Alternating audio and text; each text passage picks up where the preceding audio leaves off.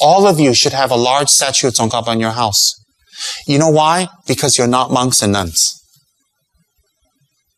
Because you're not monks and nuns, you should have a big statue. Why? To collect more merit. If you're a monk and nun, you collect merit by holding your vows. As a lay person, you make offerings, create altars, create Dharma books. That's the way you create it. Even a percentage of your earnings every month, you should set aside for Dharma work. Why? Put your money where your mouth is. A percentage of your earnings should put away for Dharma work, to spread the Dharma. Why? Because you're not monks and nuns. Monks and nuns collect merit by study Dharma, meditating, teaching, practicing, holding their vows. Lay people, they work, they have families. You should put a percentage. Whether that percentage is $1 a month, $1,000 a month, $10,000 a month, it doesn't matter. Every month, consistently, you should do that. Putting aside money to do Dharma work for the donation of Dharma is more important than paying your commitments. Let me tell you why. You pay your commitments, pay your car, pay your house, pay your car. Good, do it. But if you die today, that doesn't help you. But if you put your money away every month towards the Dharma, a small percentage that you commit, you don't show off. If you died, if you had helped the Dharma Center or Dharma for 12 months, those 12 months of donation to the Dharma will help you at the time of death.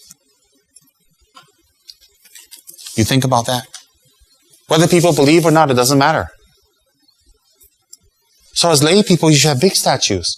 You should make sure everybody has statues. Promote books. Make sure your Dharma Center survives. Make sure all of that. Why? If you don't commit, who will commit? So as lay people, you should put a part of yourself away, a part of your earnings to the Dharma, to keep it floating. And if you're very poor, offer a loaf of bread. When there's a puja in Shaptenkang, go there, offer some tea, buy some nasi lemak, vegetarian one, and offer to them. Any small thing can offer, but not once or twice, consistently. And when you offer every month, or you offer to others, or offer to Dharma, please don't wait for a gift or acknowledgement or a card or flowers or a thank you. Do you know why? Then it's not Dharma. Offer quietly and from your heart. Because you're lay people. And that will be good for you when you die. Please excuse me for saying so, but that's the truth. We have Kichara because of donations. We have over 116 staff because of donations. We have our 13 departments because of donations. You can receive teachings today because of donations. This house was lent to me to use because of donations. I don't own this place. No.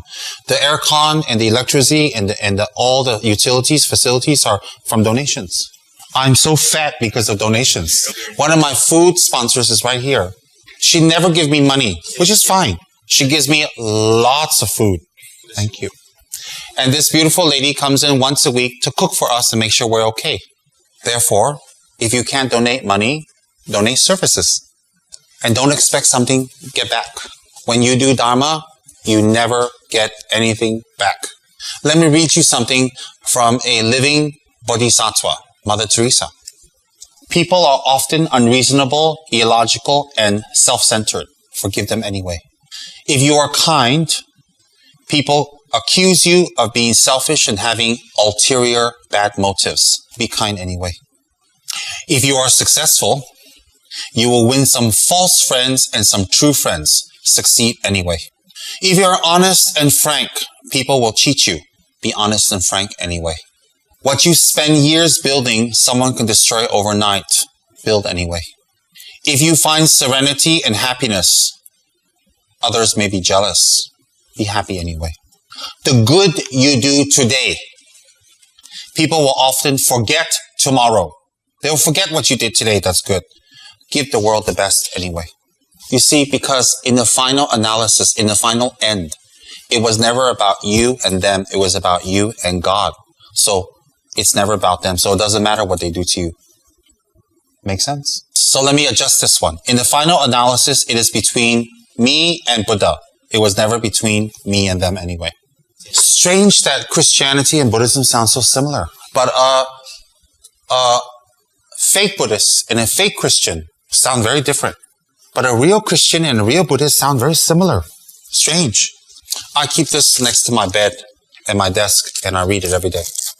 Because Mother Teresa, Lama Tsongkhapa, Dalai Lama, Panchen Lama, they're all good people and they have some wisdom and I like it. I love it. People are often unreasonable, illogical, and self-centered. Forgive them anyway. Sounds like what Shantideva tells us. Whenever I associate with others, I think myself the lowest among all other supreme from the depths of my heart. When others out of jealousy treat me with abuse, slander, and so on, may I suffer defeat and offer the victory to others. Wow. The 8 verses of thought transformation.